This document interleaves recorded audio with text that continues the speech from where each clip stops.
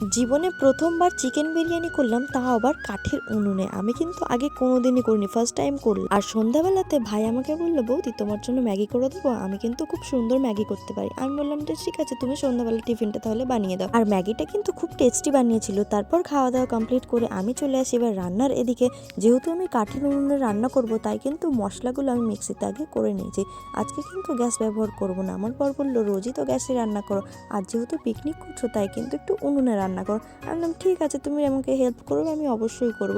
তারপর দেখো সমস্ত মশলা করে আমি কিন্তু ম্যারিনেট করে রেখে দিলাম চিকেনটাকে। আর এদিকে দেখো আমার বরমশাই কিন্তু রান্না বান্না কাটাকুটো করতে ভীষণই পছন্দ করে, তাই আমাকে ও সবসময় হেল্প করে। দেখো ও কিন্তু আমাকে কাটাকুটি করে হেল্প করে দিচ্ছিল, আর এদিকে কিন্তু ও ভাতটাও বসিয়ে দিয়েছিল। তারপর আমি এসে দেখি যে ভাত প্রায় হয়েই গেছে। তারপর আমি বসিয়ে দিলাম চিকেনটাকে এখানে কষানোর জন্য। আর চিকেন কষাতে কষাতে আমি ভাবছি যে আমি আগে উনুনে রান্নাই করতে পারতাম না, কিন্তু এখন দেখো কত সুন্দরভাবে আমি এখন রান্না করতে পারি। আসলে কি বলতো, কোনোদিন সেরকমভাবে চেষ্টা করিনি, তাই হয়তো পারিনি। এখন দেখো চেষ্টা করছি, তাই আমি এটা করতে পারছি। আসলে আমার বরমশাই যদি এইভাবে আমাকে সব কিছুতে সাপোর্ট করে আর সাহায্য করে, আমি মনে করি আমি সব কিছুই করতে পারবো।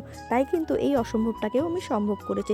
তারপর দেখো তোমার সাথে কথা বলতে বলতে তো আমার তো বিরিয়ানির রাইসটা হয়ে গেছে, আমি এটাকে তুলে আগে রেখে দিয়েছি।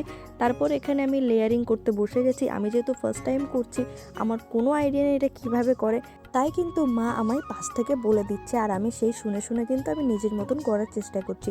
এখন সমস্ত কাজকর্ম আমাকেই করতে হয়, কারণ যেহেতু আমার শ্বশুর শাশুড়ি এখন বাড়ি নেই, তাই কিন্তু সমস্ত দায়িত্ব আমার উপর এসে পড়েছে। তো যাই হোক, আমাদের বিরিয়ানি কিন্তু এখন কমপ্লিট হয়ে গেছে। আর আমি আগে যেহেতু ভিডিও করতে ভুলে গেছিলাম, তাই কিন্তু এখন খাবার সময় ভিডিওটা একটুখানি করলাম। আর বিরিয়ানিটা তো দেখে তোমরা বুঝতেই পারছো কতটা টেস্টি হয়েছে। আর আমিও কিন্তু খেয়ে দেখছি, আমার নিজেরও বিশ্বাস হচ্ছে না যে আমি এত সুন্দর বিরিয়ানি রান্না করি। তো চলো আমি এখন বিরিয়ানি খেতে থাকি, আর তোমরা ততক্ষণ কিন্তু কমেন্টে জানিও যে তোমরা কে কে বিরিয়ানি করতে পারো আর কে কোথা থেকে আমার ভিডিওটা দেখছো। আর আমি কিন্তু এখন বিরিয়ানি খাওয়া অলমোস্ট আমার কমপ্লিট হয়ে গেছে।